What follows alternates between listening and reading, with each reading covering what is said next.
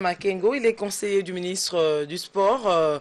Bonsoir maître. Bonsoir madame. Avec maître Alain, on va parler des éliminatoires de la Coupe du Monde 2018. Comment vous allez? Oui, par la grâce de Dieu, je vais bien. Merci de répondre à notre invitation. Comment avez-vous réagi sur la qualification des Léopards pour l'éliminatoire de la Coupe du Monde?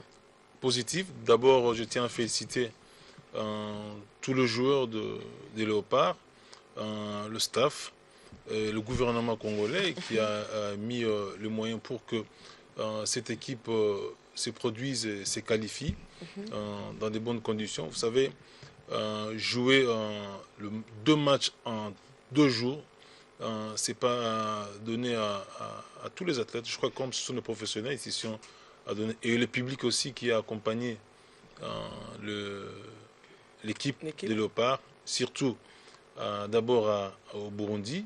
Il y avait une forte délégation de Congolais qui ont amené effectivement notre équipe à la victoire de 3-2.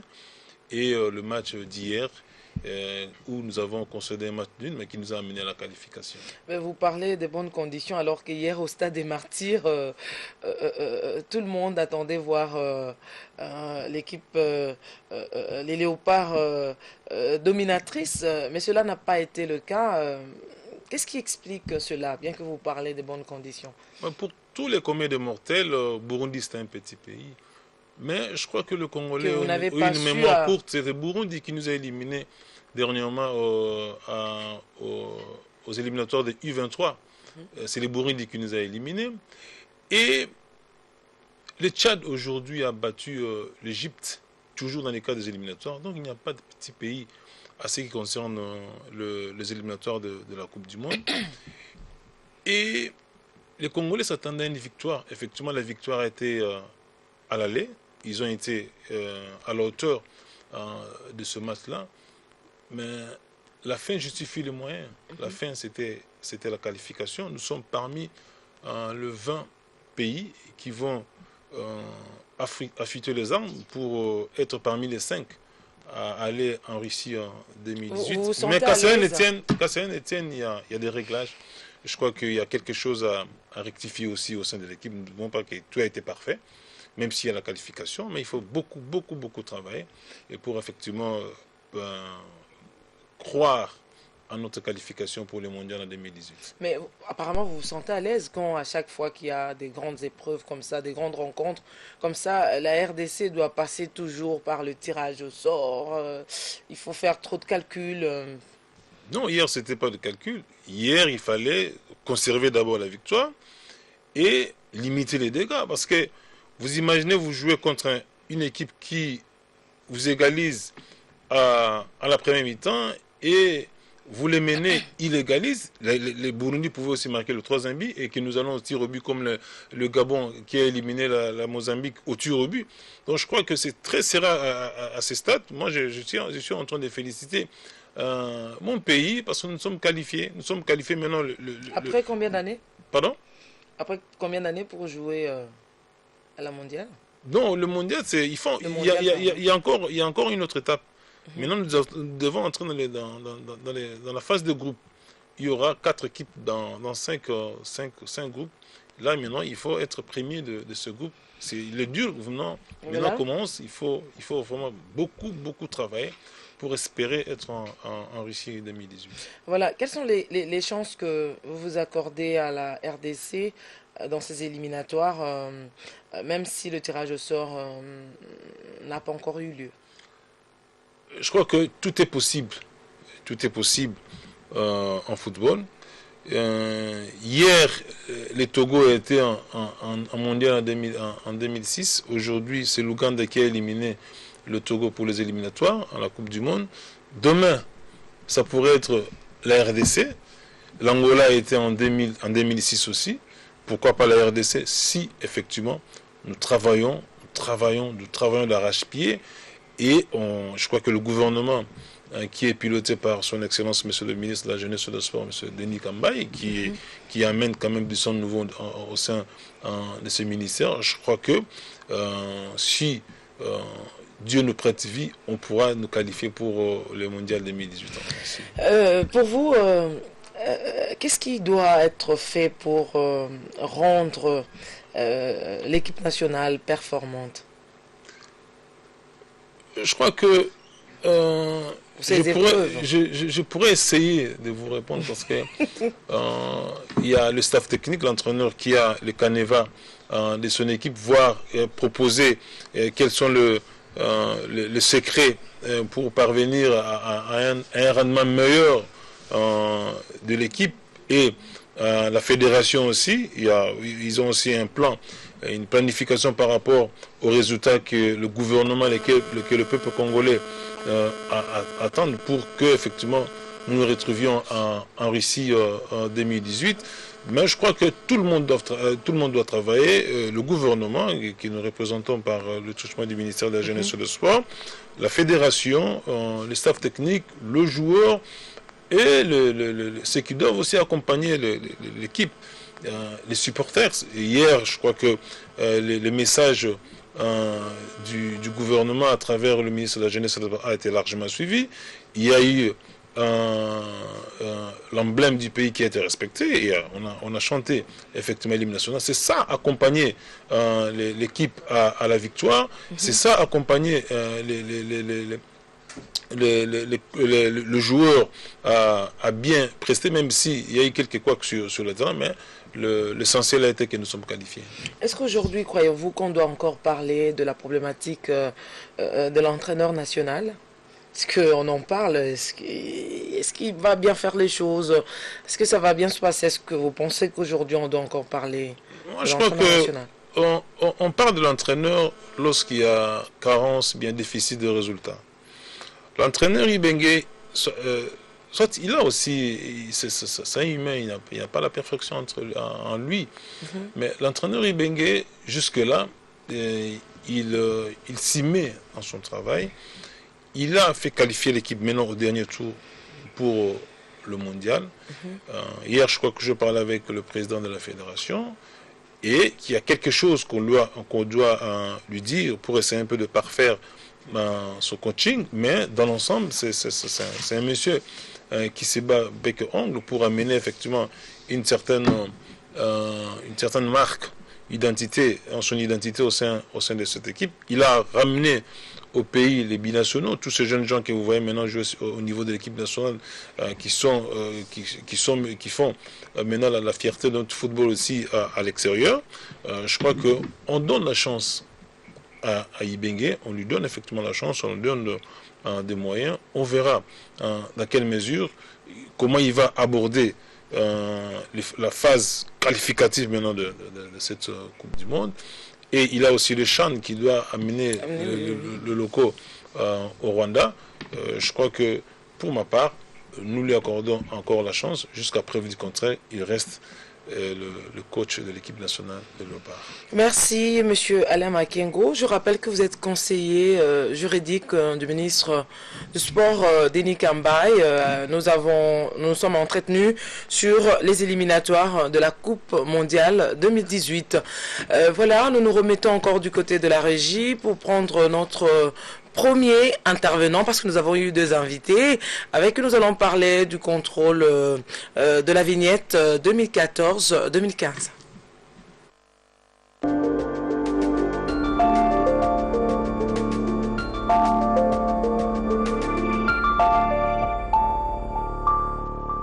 Canada, Chine, topé mboka nyonso ya zone A, bakisa Afrique du Sud. Et Suki Wanate, kotisa 50 unités na mokolo, pezwa bonus ya 2 heures ya ofele pour na mbela na yo Vodacom, kobanda 23h, tina 4h59. Kozela te, luka na lombango sim Vodacom tout terrain. Soki ozali na numéro Vodacom, Fina, étoile 1111, étoile 1, dièse, yes. Vodacom tout terrain, Vodacom, leader dans le monde cellulaire.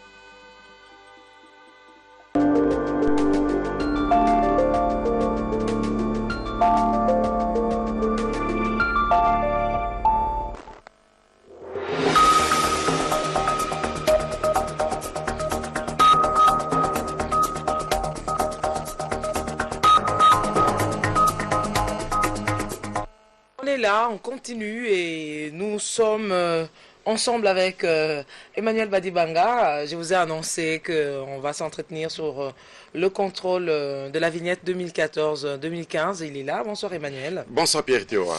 Le contrôle de la vignette 2014-2015 a été lancé le week-end dernier à Kinshasa. Tous les automobilistes n'ayant pas encore payé cet impôt en ont eu pour leur compte. Tu en as eu pour ton compte aujourd'hui? Non, pas du tout Pierrette, mais j'étais moi-même observateur, j'étais en reportage. J'ai vu les agents de la direction générale de recettes de Kinshasa. J'ai vu la police nationale congolaise qui traquait beaucoup de conducteurs automobiles. Plus particulièrement, mon reportage, c'était au niveau de la 7e rue Limité, avec du matériel pour contraindre obligatoirement tout le monde à s'arrêter, sinon avoir ses pneus crévassés. Et donc, tout a été mis en jeu pour que on oblige les automobilistes à payer pratiquement leur vignette. Pourquoi les automobilistes doivent payer la vignette? Merci Pierrette. Je crois que c'est du commun de mortel, on le sait. Une vignette, c'est un impôt pour le cas d'espèce, un impôt sur automobile. Et cette vignette, chez nous, a la marque de l'État. Ici, c'est l'hôtel de ville qui est estampillé avec son logo. Et au-delà de cela, vous verrez aussi les années qui sont marquées. Et tout cela, c'est donc de manière périodique qu'il revient à chaque citoyen congolais, ou même à chaque citoyen du monde, de payer son impôt. Pour le cas d'espèce, il n'y a pas une année, on a payé une vignette qui couvrait 3 années, 2011, 2012, 2013. Et depuis il y a 2-3 mois, on a suivi à la télé une campagne qui s'est distillée parlant donc de la paye, donc de payer cet impôt, cette vignette 2014-2015, dont il faut préciser, Pierrette, la moyenne c'est $70 pour la catégorie des véhicules variant, $70, variant entre 11 et 15 chevaux. C'est pas rien, $70 c'est pas rien. Et ça sert à quoi? Je sais que les impôts ou les taxes, ça sert toujours à quelque chose, ça sert à quoi? Bien sûr Pierrette, quand nous parlons de la vignette automobile, ça n'a qu'une destination qui est claire et précise, c'est comment rétaper les routes afin de les rendre beaucoup plus praticables, plus acceptables. Vous pouvez assister avec moi, lorsque vous visitez la ville, province de Kinshasa, madame, que beaucoup de routes sont dans un état vraiment piteux et que vous avez des casse-vitesses, de nids de poules, de dos d'âne, et aujourd'hui même, on parle des lacs artificiels qui se créent même sur la nationale numéro 1. Madame, notre reportage le week-end s'est passé dans le journal Avenir, ça circule et c'est très commenté sur les réseaux sociaux. Vous ne pouvez pas croire qu'en plein cœur de Kinshasa, vous voyez à l'emboîture de l'avenue dite bypass, nous sommes sur les tronçons allant de l'Embassa-Longo jusqu'à la Cité Verte. Il est difficile, je vous vois rouler madame, il est difficile que vous accédiez à votre 3e vitesse. C'est vraiment des trous partout. Et à ce point précis, le lieu qu'on appelle Triangle Campus, c'est un lac qui est là depuis plus d'une semaine, bientôt 10 jours. Vous vous souviendrez, il a plu dans la nuit du 6 au 7 de la semaine passée et les eaux sont restées stagnantes sur le lieu parce que quelque part, il y a les nouveaux riches qui ont érigé de part et d'autre des bâtiments, tous d'ailleurs brandissent des documents reconnus par l'État, et d'autre part, il y a l'affaissement de ce pont qui a vraiment vieilli, qui a porté le poids et qui compte aujourd'hui plusieurs dizaines, des centaines de véhicules sur son dos. Et donc tout ça fait que avec le temps et avec l'usure, la route devienne ce qu'il est. Madame, si vous voyez les images, si vous aimez votre véhicule, écoutez, trouvez une autre voie. Mais malheureusement, les rotules sont endommagées, il y a des moteurs qui sont abreuvés et je vous dis tout simplement, il faut trouver une autre route, mais il n'y a pas d'axe secondaire non plus sur cette tronçon qui est appelée bypass, mais en réalité qui est la nationale numéro 1. Les Congolais payent cet impôt. Les Congolais payent la vignette. Et dans notre reportage, madame, justement... Comment ils prennent ça madame, c'est avec mort dans l'âme que j'ai vu des Congolais le dire. Nous voulons bien payer. On nous contraint à le faire. Mais quelle est la part de l'État dans cette affaire? Pourquoi l'État ne nous apporte pas c'est que nous lui avons tendu comme la main. Nous avons apporté des moyens, en moyenne, 70 $ par véhicule. Vous avez combien de véhicules à Kinshasa? Et lorsque tout cet argent rentre, à peine une vingtaine de kilomètres ne sont pas rétapés. Madame, les gens, c'est avec mort dans l'âme qu'ils disent, écoutez, l'État devrait nous résoudre cette question. L'économie du pays en dépend. Ce matin, j'ai reçu l'appel de Maître Eliolo, qui me dit qu'il avait des visiteurs chez lui le week-end, mais les visiteurs ne sont pas arrivés parce que l'état de route ne le permettait pas. C'est l'économie qui en pâtit, madame. Ce sont des petites, moyennes entreprises qui en pâtissent. Ce sont des transporteurs en commun qui ne savent quoi faire. Cette route compte tous les grands poids lourds qui viennent du Bas-Congo dans le trafic pour alimenter Kinshasa. Madame, aujourd'hui, quand vous y allez, ce sont des larmes aux yeux, ce sont des enfants qui roulent dans l'eau. Hier, encore pas plus tard qu'hier, madame Pierrette, j'ai vu un homme qui a un problème avec ses deux jambes. Il était, c'est un handicapé physique. Il était sur le dos et avec quelqu'un de ma taille, on va me demander 1000 $ pour la traverser. Vous, je ne sais pas encore, madame. Et donc, c'est selon la taille du client, 200 $, presque je dis 200 francs congolais, 500 francs congolais, 1000 francs congolais. Et parfois, c'est quelqu'un qui n'a pas votre carrure qui vous transporte. Et hier, j'ai vu les deux couler à l'eau. On risque même de voir ces jeunes hommes perdre la vie. Donc, ça a été vraiment écœurant que l'on doit se dire trop ça va trop. Puisque vous couvrez ce secteur, l'État congolais ou le gouvernement n'entrevoit pas une solution appropriée particulièrement. Je parle là, vous revenez d'un reportage sur la nationale numéro 1, l'axe station Salongo jusqu'à la Cité Verte. Madame, j'ai appris dans mes recherches, parce que j'ai toqué à plusieurs portes ce matin encore, qu'il était prévu que cet axe soit retapé depuis le mois de septembre. Mais quand je suis allé plus loin, j'ai commencé par Lemba, vous voyez, station Salongo, c'est à Lemba. Le tronçon qui va de l'échangeur jusqu'à la station Salongo n'a été retapé qu'il y a peu. Et d'ailleurs, c'est à la va-vite que cela a été fait, madame. Et lorsque vous vérifiez, on vous dit que c'est un programme qui date de 2006. Mais pour cette suite du programme, ça a été prévu en septembre, puis en octobre. Et maintenant, on me dit que c'est dans quelques jours. Mais curieusement, tout est resté là. À la commune de Mongafula, on me dit il ne faut pas qu'on demande au bourgmestre d'évacuer les eaux qui sont stagnantes sur les lieux. Ce n'est pas une affaire de bourgmestre. On me dit, écoutez, c'est l'hôtel de ville qui doit agir.